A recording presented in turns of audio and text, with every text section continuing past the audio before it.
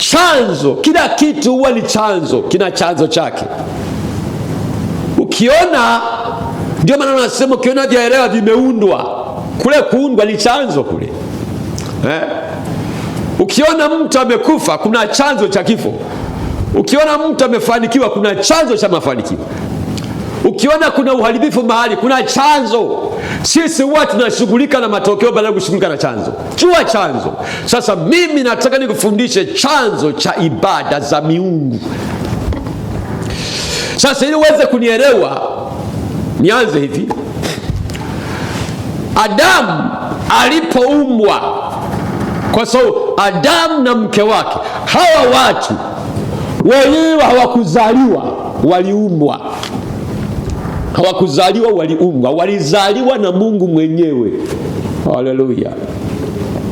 Sasa sisi tunazaliwa, ndio maana tunaitwa wanadamu, maana yake wana wa Adamu. Na mwana wa Adamu wa kwanza kabisa ni Kaini. Haleluya. Mwana wa Adamu wa kwanza kabisa ni Kaini. Adamu ni mtu wa kwanza, sio mwanadamu wa kwanza, ni mtu wa kwanza. Kwa hiyo mwanadamu wa kwanza ni Kaini. Maana yake ni kwamba mwana wa Adamu. Mwana maana yake aliyezaliwa. Haleluya, haleluya. Sasa Mungu alipomuumba Adamu na mke wake, wakiwa ni mfano na sura yake, ile Mwanzo 1:26 mpaka 28. Sasa kwa kuwa Mungu ni mfalme na anaitwa Yawe Elohim kwa Kiebrania.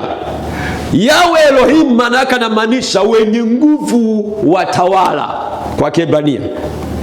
Kiswahili kimeenda, Kiswahili hakijajitosheleza sana, lakini kwa sisi ambao Mungu ametupa neema kwa walimu, na anza kwenda kuangalia zile tafsiri, hasa zile tafsiri za asili Kiebrania na Kiunani.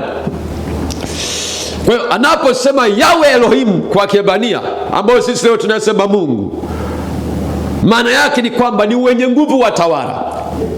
Kwa zile nafsi tatu, Mungu Baba, Mwana, Roho Mtakatifu, wale ni wafalme watatu walioungana kutengeneza serikali moja.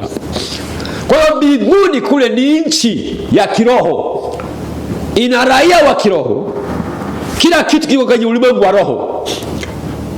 Sasa kwa kuwa Mungu ni mfalme, na kawaida mfalme, ulisi kwa mfalme kwa mtoto ni ufalme. Sasa hawa walipoamua kupanua, kwa sababu desturi ya serikali za kifalme ni kupanua eneo la utawala. Sasa kwa kuwa huyu mfalme hasi aliamua sasa apanue eneo la utawala kumlisisha. Alafu sasa kwa kuwa sasa lazima apate mlisi wa kumweka pale kwenye himaya nyingine, kwenye koloni lake, ndipo akaunda dunia. Zile siku 5 zile ndio Mungu akaumba dunia. Kabla hajamzaa Adamu, hajamuumba Adamu, alitengeneza kwenye miundombinu kwanza. Alitengeneza eneo la utawala linaloitwa dunia. Kwa hiyo dunia ni kama koloni la Mungu, kama ambavyo Tanzania ilikuwa koloni la Uingereza. Kwa hiyo mfalme yuko Uingereza, hapa Tanzania anamleta gavana, anamwakilisha mfalme yuko Uingereza. Kwa hiyo wa Tanzania mnakuta sasa mlikuwa mnatawaliwa na serikali ambayo haiko hapo, ila kuna mwakilishi wa mfalme. Haleluya. Kwa ndio hivyo mambo yalivyo. Ukisoma Biblia katika muktadha wa kifalme utaielewa sana, wala utabishana kuna Mungu watatu na nini. Hapana, Mungu ni mmoja tu.